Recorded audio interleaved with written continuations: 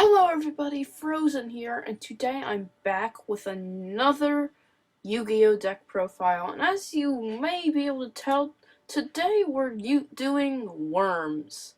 Now, a lot of you may not have heard of Worms, but they came out in a few of the Hidden Arsenal packs splashed around, and they're surprisingly competitive. They're a lot of fun to use, and although they may seem like an obscure choice, you will definitely have some sweet victories with this deck. Now, guys, before I start this video, make sure to show me some support and leave a like down below so I can continue making videos like this to help inform you and make your Yu-Gi-Oh! Game better. So, without further ado, let's get into the deck profile. So to start off, basically a worm deck, if you didn't know, is based off of flip effects. Basically, you can see that all these worms have flip effects. So we're going to go over how to use them to your advantage and do amazing stuff. So first up, we have one Worm King. Its effect is you can tribute summon it in face-up attack position by tributing one worm monster. And also, you can tribute one Worm Monster to select one card your opponent controls and destroy it. Now, you generally will mostly be special summoning it with this Trap card. I didn't find myself normally normal summoning it, but it's still a good card, and it helps pop some troublesome cards. And its pop effect isn't limited to once per turn, so I guess you could do some crazy loop things with this, but that's not the point of this video. I also run one Evil Dragon Ananta. Now, this card is a reptile-type dark monster, and its effect is you can special summon by removing play all reptile monsters from your side of the field and your graveyard. So you can basically splash it out on the field really easy if you have like a bunch in your graveyard and you have like nothing on the field. And its attack and defense are equal to the number of reptile-type monsters you remove times 600. Also, during each of your end phases, destroy one card on the field. So this effect can kind of backfire, but it has been helpful in a lot of situations. Next, going with the light theme, because all worm type monsters are light, I just run one Ryo just to compete with the meta. You can side deck it and replace it with something that you like better, but it really helps against those troublesome decks. Next up, for the worms, we have three worm Xex. I don't really know how to say that, but it's your main beat stick of the deck. 1800 attack can get over quite a lot more things than you might think.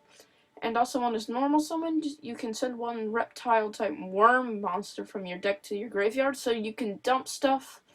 And also, if you control a face-up Worm Yagin, this card cannot be destroyed by battle. So, Worm Xex and Worm Yagin like go together, and you can see their artwork in each other's cards. If you look closely, they basically work hand in hand.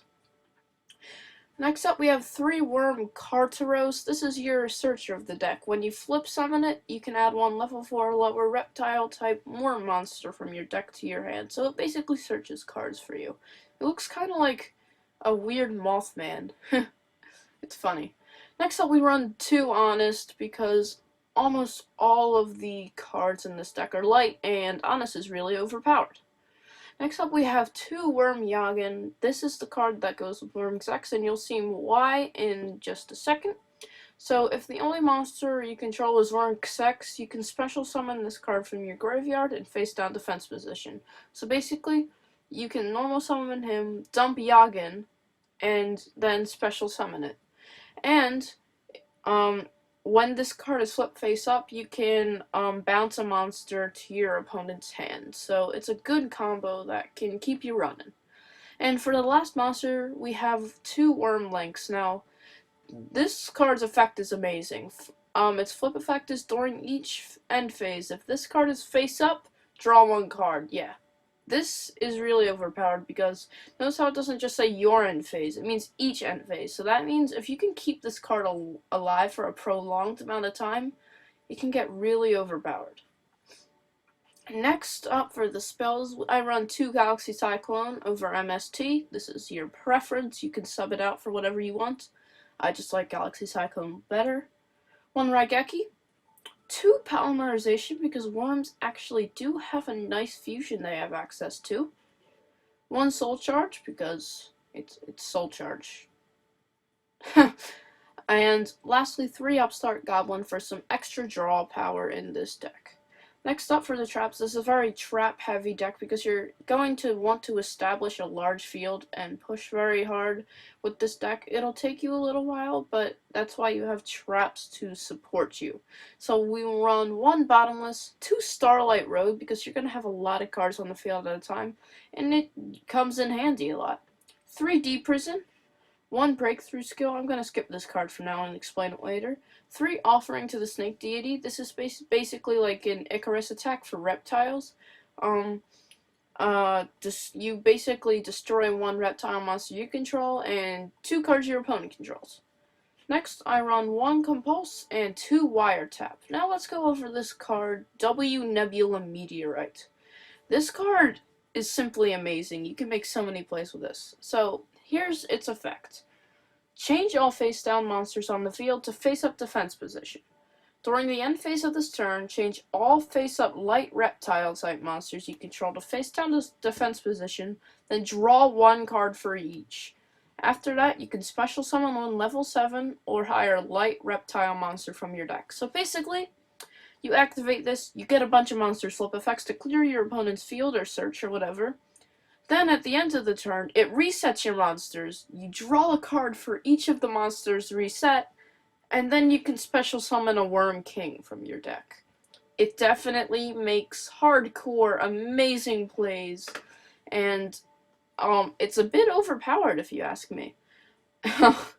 This is like one of the best cards Worm has, the Worm archetype has, and I would suggest using it wisely.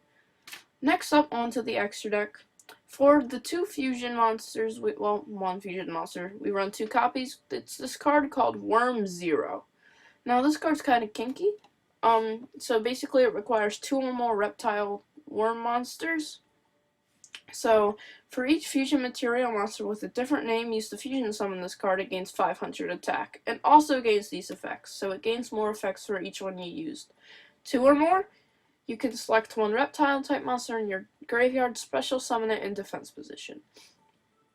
4 or more, you can remove from play 1 reptile monster from your graveyard to pop a card on the field. And 6 or more, once per turn you can draw 1 card. So if you can keep this card alive with a lot of cards, oops, sorry about that. If you can keep this card alive with your trap cards and establish a well field, you're basically just going to beat your opponent hands down. It's a really good card. And next up we run 1 Stardust Dragon, because Starlight Road. Maybe 2, but I don't find myself using both of them very often in a game.